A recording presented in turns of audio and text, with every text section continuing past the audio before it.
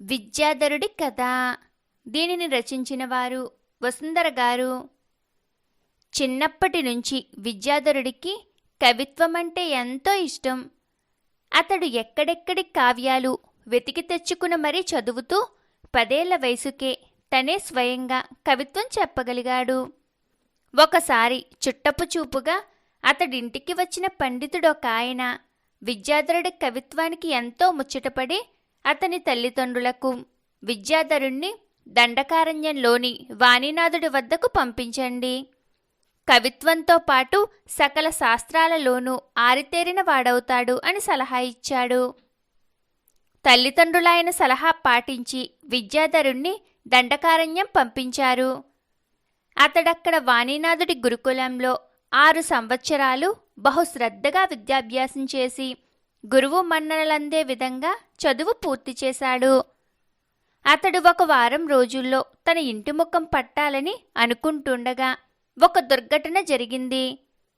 వాణీనాథుడి శిష్యులు కొందరు విద్యాధరుడితో సహా కందమూలాలు తేవటానికి ఆశ్రమం నుంచి అరణ్యం లోపలికి వెళ్లారు. వాళ్ళు అలా అరణ్యంలో మరికొంత దూరం వెళ్లేసరికి వాళ్లకు కొందరు బాటసారులను దోచుకుంటున్న దొంగలు కనపడ్డారు. దొంగలు వాణీనాథుడి శిష్యులను చూడగానే భయపడి అక్కడి నుంచి పారిపోసాగారు. శిష్యులు వాళ్ళను వెంటపడి తరిమారు. విద్యాధరుడు కూడా ఒక దొంగను వెంటబడి తరిమాడు. ఆ దొంగ చెట్ల చాటుకు వెళ్ళి ఇక కనబడకుండా పోయాడు. విద్యాధరుడు ఆ చెట్టు వెనక్కి వెళ్ళి చూడగా అక్కడ ఒక ముని తపస్సు చేసుకుంటూ కనిపించాడు. మునిని చూసి దొంగ అలా వేషం మార్చి కూర్చున్నాడని భ్రమపడిన విద్యాధరుడు, నేను నిన్ను కనుక్కోలేననుకుంటున్నావా అంటూ గెడ్డం పట్టుకుని లాగాడు. మునికి తపోభంగమైంది. ఆయన కళ్ళు తెరిచి సంగతి గ్రహించి, మూర్ఖుడా, నన్ను దొంగని అవమానించినందుకు 1 ఏడాది పాటు రోజుకొక్క నేరమైనా చేస్తూ దొంగ బ్రతుకు బతుకు. అలా చెయ్యకపోతే నువ్వు చదివినదంతా మరచిపోతావు అని శపించాడు. విద్యాధరుడు ముని కాళ్ళ మీద పడి వేడుకున్నాడు. కాని ముని మనసు మాత్రం కరుగలేదు. చివరకతడు ఆశ్రమానికి తిరిగి వెళ్ళి జరిగిందంతా గురువుకు చెప్పి ఏడ్చాడు. వాణీనాథుడు శిష్యుని ఓదార్చి, విధిరాతను ఎవ్వరూ తప్పించలేరు నాయనా. జరిగిన దానికి నువ్వు విచారిస్తూ కూర్చుంటే లాభం లేదు. ఏడాది పాటు ఏ నేరం చెయ్యకుండా ఉంటే నీ చదువంతా వృధా అయిపోతుంది. కాబట్టి నువ్వు కాంబోజీ నగరానికి వెళ్ళు. అక్కడ లెక్కలేనంతమంది సంపన్నులున్నారు. లెక్కకు మించిన సంపద న్యాయ మార్గంలో రాదు కదా. నువ్వు వారి ఇళ్లలో దొంగతనాలు చెయ్యి. 1 ఏడాది పాటు నువ్వే నేరం చేసినా నువ్వు పట్టుబడకూడదు. 1 ఏడాది పాటు దొంగతనం అనే కలలోని అన్ని మెలకువలు తెలుసుకుంటున్నాననుకో. నీ అనుభవాలన్నీ పుస్తక రూపంలో రాస్తే అది చోరులను గురించి తెలుసుకునేందుకు రక్షకభటులకు సహకరిస్తుంది అని చెప్పాడు. గురువు చెప్పినట్లే విద్యాధరుడు వెళ్ళాడు. తన చాతుర్యాన్నంతా ఉపయోగించి రోజు రోజుకు పద్ధతులు మార్చుతూ అక్కడ దొంగతనాలు ప్రారంభించాడు. రక్షకభటులు ఎన్ని పథకాలు పన్నినా విద్యాధరుడు వారికి దొరకలేదు.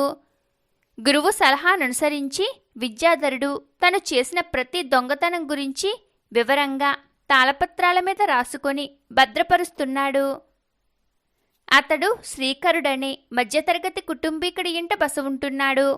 అతడి పాండిత్య ప్రతిభకు ఆ ఇంటవారే కాక చుట్టుపక్కల వారు కూడా అచ్చెరువు చెందేవారు. ఎవరికి తన మీద అనుమానం రాని విధంగా మసులుకుంటూ, ఎవరికీ తెలియని విధంగా దొంగతనాలు చేస్తూ రోజులు లెక్క పెట్టుకుంటున్నాడు విద్యాధరుడు. శ్రీకరుడికి 14 ఏండ్ల వయసున్న కుమార్తె ఉన్నది. ఆమెకు విద్యాధరుడి కవిత్వం అంటే ఎంతో ప్రాణం. ఒకసారి అతడామెకు రోజంతా కనపడలేదు. ఏమయ్యాడో తెలుసుకుందామని వెతుకుతూ ఆమె అతడుంటున్న ఇంటి భాగంలో ప్రవేశించింది. ఇంట్లో విద్యాధరుడు కనపడలేదు. కాని ఒకచోట ఆమెకు కొన్ని తాళపత్ర గ్రంథాలు కనిపించాయి. అవి చదువుతుంటే ఆమెకు నగరాన్ని అల్లకల్లోలం చేస్తున్న గజదొంగ ఎవరో కాదని విద్యాధరుడేనని తెలిసిపోయింది. ఆ తాళపత్రాలు తీసుకొని ఆమె బయటకు వెళ్ళబోతుండగా హఠాత్తుగా అక్కడికి విద్యాధరుడు వచ్చాడు. ఆమె చేతిలో తాళపత్రాలు చూసేసరికి విద్యాధరుడికి జరిగిందేమిటో అర్థమైపోయింది. ఈ నగరంలో నేనిక రేపొక్కరోజు మాత్రమే ఉంటాను. అంతవరకు నా గురించిన రహస్యం ఎవరికీ తెలియకూడదనుకున్నాను. అయితే ఈ లోపుగానే నీకు తెలిసిపోయింది. నిన్ను ఇక బతకనివ్వను. ఎవరు చంపారో తెలియని విధంగా నిన్ను హత్య చేస్తాను అన్నాడు విద్యాధరుడు ఆమెతో. దానికి శ్రీకరుడి కుమార్తె భయంతో వణికిపోతూ, రేపు నువ్వేం నేరం చెయ్యబోతున్నావో ముందుగా రాసిపెట్టుకున్నావు. అది నేను చదివాను. అయినా నీ గురించి ఎవ్వరికీ చెప్పను. నన్ను చంపకుండా వదిలిపెట్టు అని బతిమాలింది. విద్యాధరుడు సరేనని ఆమెను విడిచిపెట్టాడు. అయితే ఆమె అన్నమాటను నిలబెట్టుకోలేదు. జరిగింది తండ్రికి చెప్పి నగరరక్షకుడికి ఫిర్యాదు చేసింది. మర్నాడు విద్యాధరుడు ఒక ఇంట దొంగతనం చేస్తుండగా ముందే విషయం తెలుసు కాబట్టి నగరరక్షకుడు భటులతో వెళ్ళి అతన్ని పట్టుకుని కారాగారంలో వేశాడు. ఈ వార్త నగరంలో పెద్ద సంచలనం కలిగించింది. నగరపాలకుడు విద్యాధరుడిపై బహిరంగ విచారణ జరిపించగా అతడాయనకు తన కథనంతా చెప్పుకున్నాడు. అంతా విన్న నగరపాలకుడు, నీ కథ నాకు నమ్మశక్యంగా లేదే. అయినప్పటికీ నువ్వనే ఆ వాణీనాథుడి వద్దకు దూతను పంపి నిజం తెలుసుకోగలను. కాని నాకు కొన్ని సందేహాలుండిపోయాయి. నువ్వు పండితుడివి. గురువు నీకు వరమిచ్చినంత మాత్రాన నీ నేరాలు నీ కంటకుండా ఉండగలవని ఎలా నమ్మావు? ఒకవేళ నమ్మినా చివరి నేరంలో పట్టుబడిపోవటం వల్ల ఆ వరమెలాగూ కొరగాకుండా పోయింది కదా అన్నాడు. దానికి విద్యాధరుడు ఎంతో వినయంగా చేతులు జోడించి, నేను నా నేరాలకు ప్రాయశ్చిత్తం వరాలతో చేసుకోదలుచుకోలేదు. అందుకే ప్రతి దొంగతనం వివరాలు రాసిపెట్టుకున్నాను.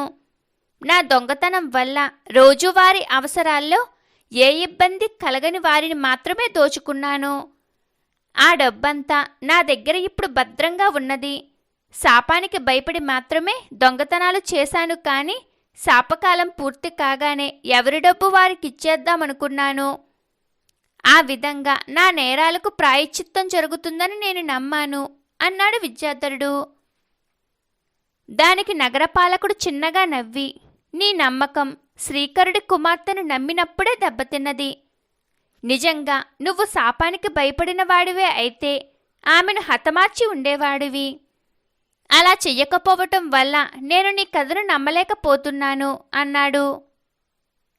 అప్పుడు విద్యాధరుడు చేతులు జోడించి, అయ్యా, నేను చెప్పేది కాస్త శ్రద్ధగా వినండి. నేనెక్కడ దొంగతనాలు చేసినా తిరిగి ఇవ్వగలిగిన వస్తువులు మాత్రమే తీసుకున్నాను. శ్రీకరుడి కుమార్తె ప్రాణాలు తీస్తే తిరిగి ఇవ్వగలిగే సామర్థ్యం నాకు లేదు.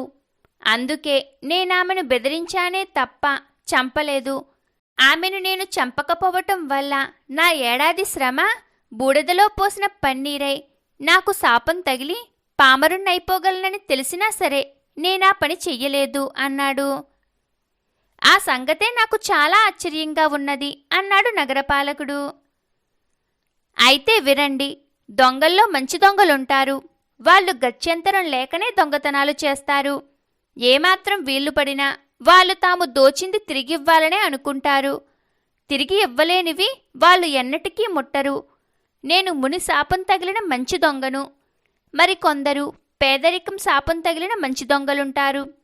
అలాంటి వారిలో మంచి మార్పు తీసుకురావటానికి, అలాంటి వారికి సాయపడమని ప్రబోధించడానికి నా కథ మీకు ఎంతగానో ఉపయోగపడుతుందని నా నమ్మకం అన్నాడు విద్యాధరుడు. ఆ మాటలకు న్యాయ విచారణ వినటానికి వచ్చిన ప్రజలు కరతాళ ధ్వనులు చేశారు.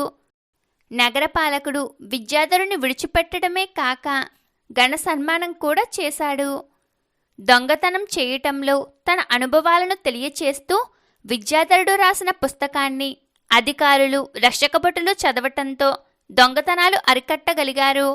ఆ రాజ్యంలో దొంగతనాలు బాగా తగ్గాయి. విద్యాధరుడు ఇక తన స్వస్థలానికి వెళ్ళి తన తండ్రికి సాయం చేస్తూ కలకాలం సుఖంగా జీవించాడు. ఇంతటితో కథ సమాప్తం.